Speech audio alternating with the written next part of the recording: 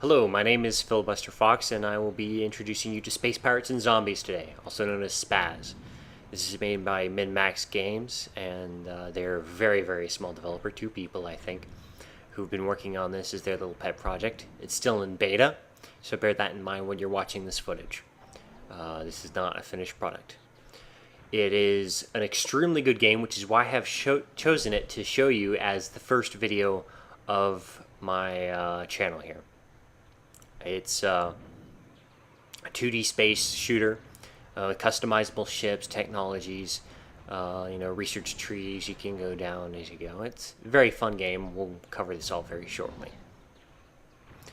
I will have a link to the developer's site in the comments, and definitely check out the site if you like the look of this game. You think it might be fun, and buy it. Absolutely. It's on 25% discount on Impulse right now from the retail price of $20 US.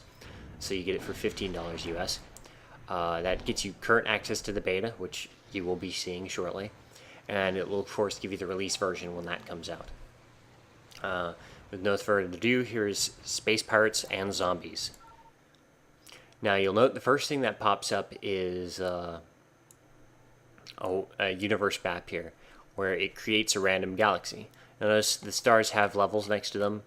You start right here, for example, and it goes level 5, level 8, 13, 10, whatnot. Now you can go from 150 stars to 300 stars. A 300-star galaxy is going to be very large. It'll take a while to get across the whole thing, lots to explore. And it'll have smoother progressions between systems, so you won't often get a jump from like 5 to 15, something like that you might get on a smaller like 150. Like, see, it goes 5 to 13, 5 to 12, that sort of thing. Whereas a larger one, 5 to 10, 5 to 7. So that's something to bear in mind. I like the ideas of both. I'm just going to go ahead and go with 255. One of my favorite numbers, FF in hexadecimal. And looking at the system, looks alright. Let's go with this.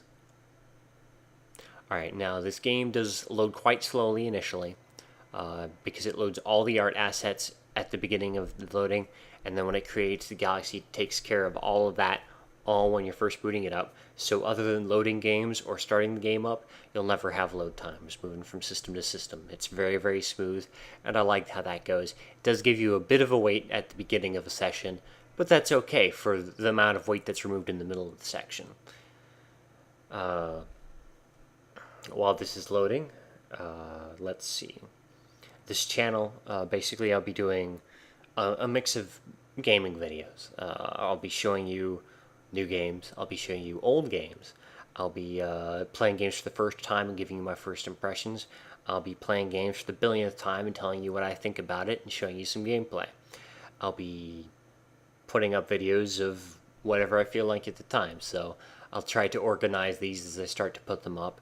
I'll put, like, say, my review videos together, and I'll put my, if I start playing StarCraft 2 ladders, I'll put all those together, all that sort of thing.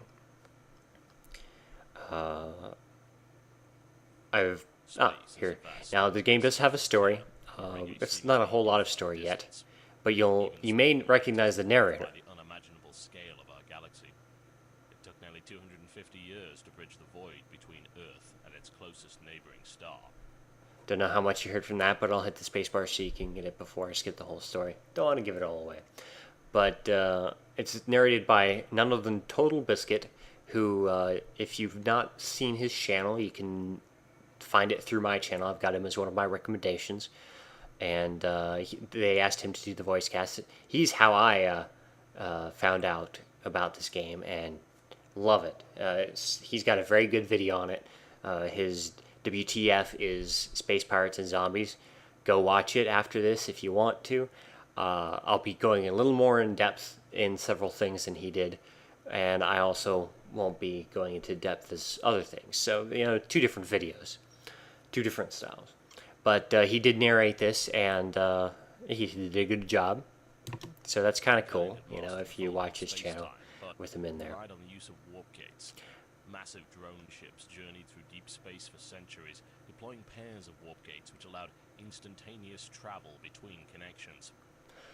Now, in short, instead of watching this whole intro section, because the video is probably going to be very long as it is, humans found warp gates, and they found a mineral called res, which is, the mineral that does everything. And, wars started out. They had to quarantine stations, so each of these warp gates are blocked by a blockade. That's the basic gist of the story. You buy the game, you play the game, you get more story from it. I'm not going to go over the story too much. So you've got your NPCs that pop up with their messages. No voiceovers on that yet. I'm not sure if they're going to do that or not. I think it'd be neat if they did, but it's fine just as it is. Although I'm a little disturbed by her face there, and I think they could touch up that art to make her not look so much like Michael Jackson. Alright, so ship explodes. You've got to build a new ship. Now this spacebar opens up this main tactical screen, which is the only thing you'll ever look at really, other than the main screen that we were just on. It's got the quest log basically there. You've got your research window, which I'll go over later when I have research points. You've got system map, which shows you the map of the system you're in. And your star map, which shows you the universe map. And then you've also got hangars. Tactics is actually that first thing that pops when you hit spacebar. So right now I'm going to fill up my hangar slot with this basic little free ship. It's basically just a little mining vessel. Alright. The first thing you notice, it has somewhat Newtonian. It's not totally. You eventually do slow down and stop. But, you can stop pushing your engines, let go of the engines, and you still keep going a while. It's got that kind of feel. It feels really good. The flight is very smooth. The shooting is smooth. Overall, I'm very, very happy with the control setup they have in this game. So I'm just running these little starter quests. I'll get through these as quick as possible. Get to some combat. And then I'll see about loading one of my bigger saves to show you some big ships. Alright, just brought my part back, dropped it off, mothership picked it up. Okay, gotta go get some repairs for the ship, so I'm gonna go talk to this mining base.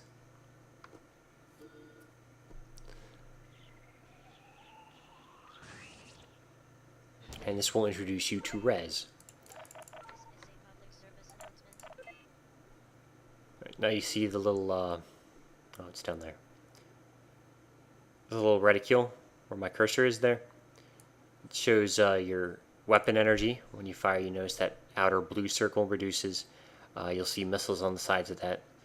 And your cargo capacity is down at the bottom, which you'll see shortly. Alright, so this is a big asteroid, the base shooting at it. My mining laser, I'll just collect some resources here.